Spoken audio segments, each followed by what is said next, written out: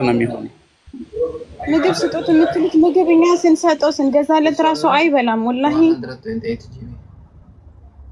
ምግብ ምናምን የምትሉት ልጆች እኛ ለእሱ አንሰን አይደለም ለምግብ ግን እምቢ ይላል። ይሄው ኡስማን በግድ እንግዲህ ትልቅ ልጅ ነው ታውቃላችሁ። በግድ እንትን አትሉት። ወላሂ በጣም ነው ሞራሉ የተነካው። በጣም ተበሳጭቶ ነው። ለዛ ነው እንደዚህ ሆነው እንጂ ኖርማሊ ሳይጠጣ ኦኬ ነው። ንግግሩም ቆንጆ ነው። ሰው አክባሪ ነው። ወላሂ ምን ማለት እንዳለብኝ አላውቅም። ደላሎች ተው ግን ፈጣሪያችሁን ፍሩ። ውሃ ጠጣ። ጁስ ምግብ እንዳለ እምቢ አለ። ውሃ ጠጣ። ትንሽ ልብን ያቀዘቅዛል። የምንከተለው እምነት ሊለያይ ይችላል እንጂ ኢትዮጵያ ውስጥ ሆኖ መቼም እምነት የሌለው ሰው አለ ብዬ አላስብም። ይሄ ልጅ ወላሂ ልቡን ጎድቷል በጣም። የምን መታከም አለበት? ጁስ ምናምን ማለት ይቺ መከረኛ እናት እኔ አላውቅም። አንዳንድ ጊዜ ስታስቡት ያው እንደዚህ ያልወጡ ስላሉ ነው እንጂ የጀማ በጣም ብዙ ልጆች አሁን ላይ ውጭ ላይ ነው እንትን የሚተኙት ምናምን በየሀዲቃው በየመስጂዱ ማለት ሰው መሆን ይጣጣል። እኔ እንጃ ብቻ ምን እንደሚያስፈልግ በጣም ብዙ ችግሮች አሉ። ወንድ ልጅ ወላሂ ከባድ ነው ይማራል። ስፔሻል ምንም አይነት ቤተሰብ ዘመድ የኔ የምትሉት ሰው ከሌላችሁ በጣም ነው የሚያስፈራው። ታባድርጉ ቀይ አብርቷል። ታብ አድርጉ ያ ጀማ ቀይ አብርቷል። ለምን አስፈለገ ግን ወገን? ኧረ ተው ግድ የላችሁም። በተለይ ደላሎች ተው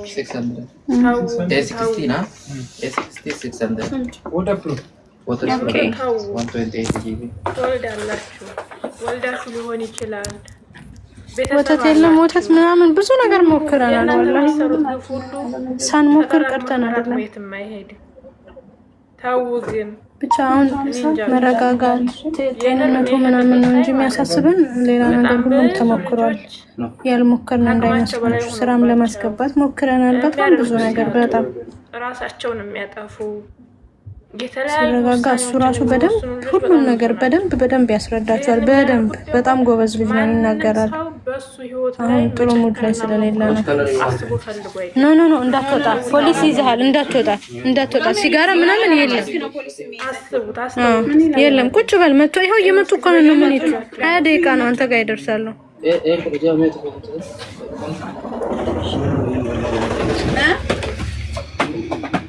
ታዲያ አያሳዝንም?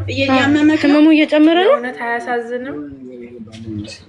የምርኛ እውነት ኢትዮጵያዊ ነን። የምርኛ ሰውነት ይሰማናል፣ ሰብአዊነት ይሰማናል። አይዞህ በቃ አይዞህ። እሺ አባቴ የእውነት ሰዋዊ አሁን መጥቶ ይረዱሃል። እና ተው አታፈንዳ። ለምንድን ነው ወደ ሕክምና ማሄደው? ማለት የሚያስብ ወደ ሕክምና ይኸውልህ አባቴ ሚኪ እንደዚህ አይነት ራሱን የጎዳ ሰው ሐኪም ቤት ስትሄድ እንትን ይጠይቁሃል። ለምንድን ነው ማን ጎድቶት ነው ምናምን ስለሚሉ አይሆንም። ተረዳኸኝ? ግዴታ አይተህ ኖ የግል ሐኪም ቤት መሄድ ይችላል። ኖ የግል ሐኪም ቤት እና ኮፈርተን መሄድ ይችላል። የት አካባቢ ነው ያለው ልጁ? እንደ ኧረ ይቻላል። የት ነው ያለው? ኧረ ችግር የለውም። መሲን ሳቢያት ከታች መሲን ንብረት አሽጠው ሊሆን ይችላል። እጅግ በጣም ብዙ ወንድሞቻችን ብዙ እህቶቻችን ንብረታቸውን ሽጠው እዚህ መጥተው መጀመሪያ ኢትዮጵያ እያሉ የሚባሉት ሌላ፣ እዚህ ከመጡ በኋላ የሚገጥማቸው ሌላ። አይምሯቸው ሲበወዝ፣ አይምሯቸው ሲጨናነቅ፣ ከአቅማቸው በላይ ሲሆን የሚያደርጉትን አያውቁም። አንደኛው ራሱን ያጠፋል፣ አንደኛው ጎዳና ላይ መውጣት መፍትሄ ያደርጋል፣ አንደኛው እየለመነ ሱስ ውስጥ መግባትን ሱስ ውስጥ መደበቅ መፍትሄ ያደርጋል። አንደኛው ደግሞ ልክ እንደዚህ የገዛ ሰውነቱን እየተለተለ ራሱን በራሱ ያታልላል። ራሳችን አእምሯችን ከምናስበው ከአቅማችን በላይ ሲሆን የምናደርገውን አናውቅም። በቃ ከአቅማችን በላይ የሆነ ነገር ሲሆን የምንሰራውን አናውቅም። ወገን እንተሳሰብ። ምናልባት ይሄ ልጅ አሁን ጎዳና ላይ የወደቀው ጎዳና ላይ የወጣው ቤተሰብ ስለሌለው አይዞህ ባይ ስለሌለው ነው።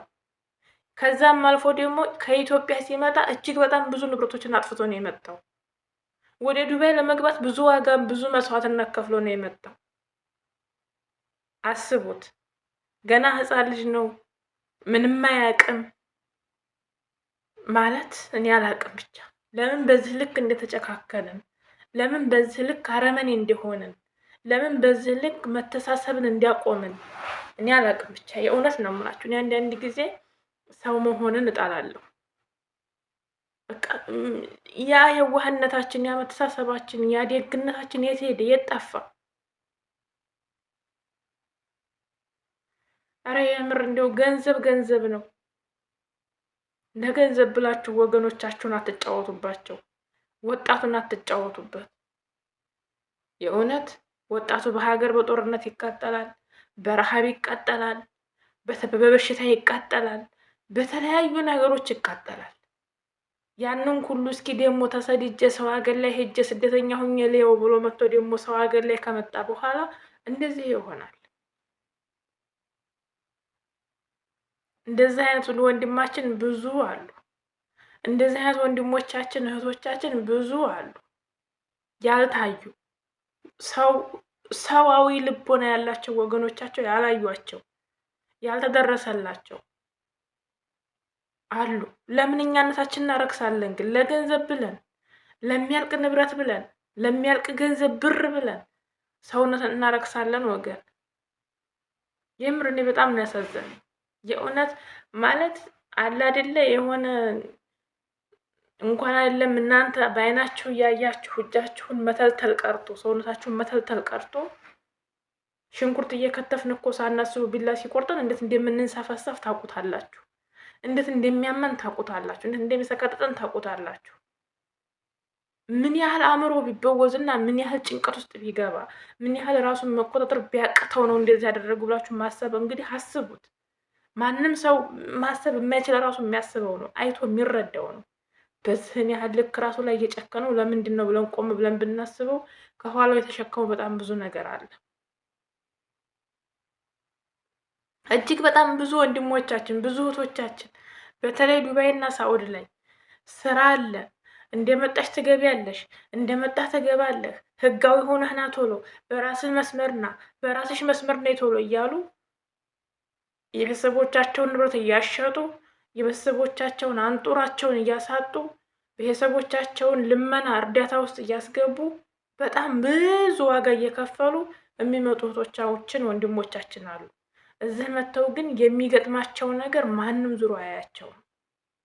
እነሱ የሚያስቡት ከኢትዮጵያ ሲመጡ የሚባሉት ደላሎቹ የሚሏቸው መታችሁ ስራ ትገባላችሁ፣ ከነ የሚከፈላቸው ደሞዙ ይነገራቸዋል።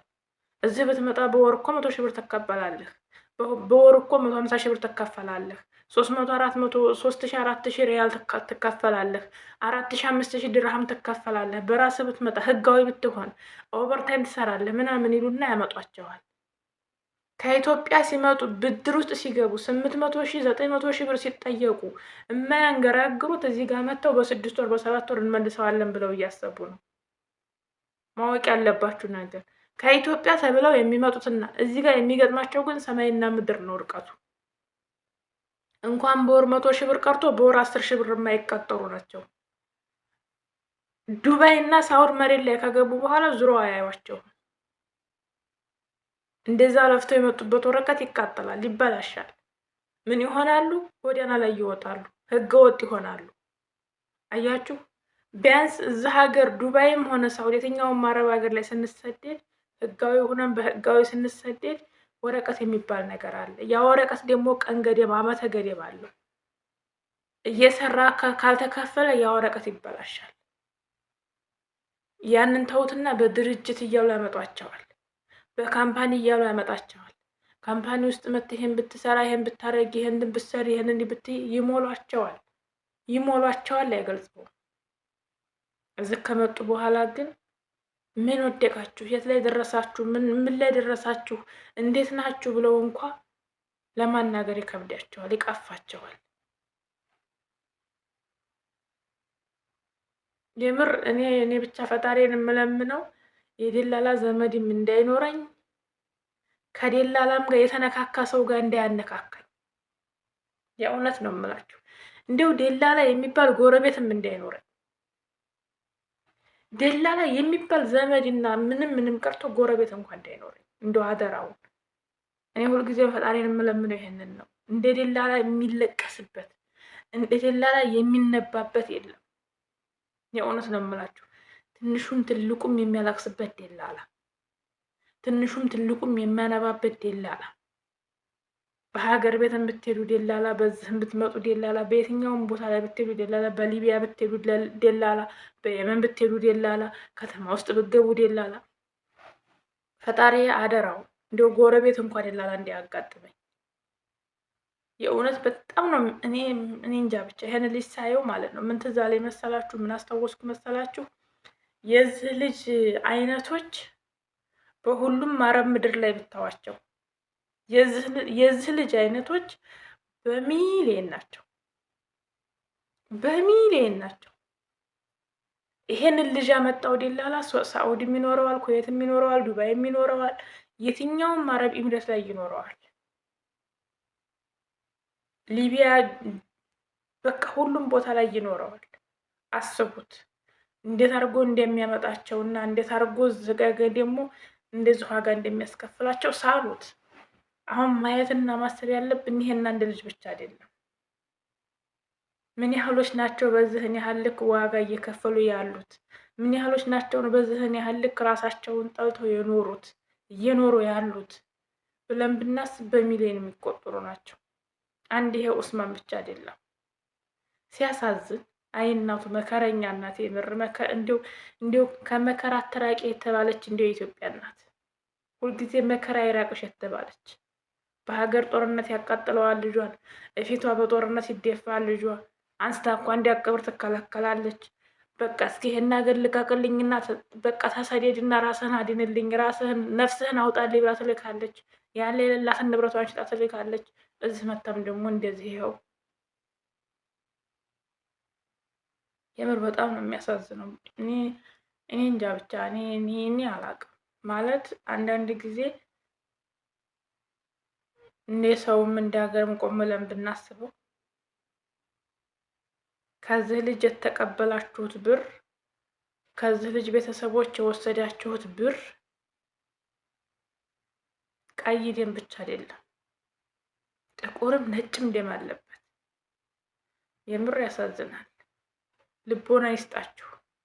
ከኢትዮጵያ የምትመጡ እህቶቼ ወንድሞቼ እባካችሁን አትምጡ ሲባል አይሰሙ። አትምጡ። 600ም ከፈላችሁ 1 ሚሊዮንም ከፈላችሁ 500 ሺህ ብርም ከፈላችሁ አትምጡ። እዛ ሀገር እየመጣችሁ የትኛውም አረብ ሀገር ላይ እየሄዳችሁ ዋጋ አትክፈሉ። እኛ የመጣንበት ጊዜ ይሻላል።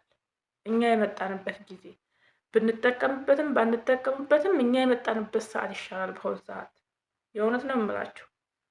እኛ የመጣንበት ይሄ 5፣ 6፣ 7 ዓመት ይሻላል።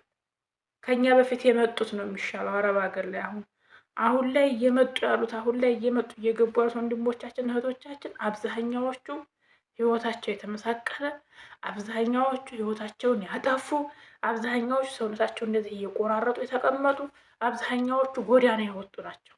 አብዛኛዎቹ ከስንት አንድ ናቸው ቤተሰብ ያላቸው እህት፣ ወንድም፣ አጎት የሆነ ሰው ያላቸው ናቸው። ከዛኛው ባይሆንላቸው ተቀብሎ እንደፈለገ የሚያደርጋቸው ያላቸው ናቸው። እስካሁን ድረስ ጤነኛ ሆነው የተቀመጡት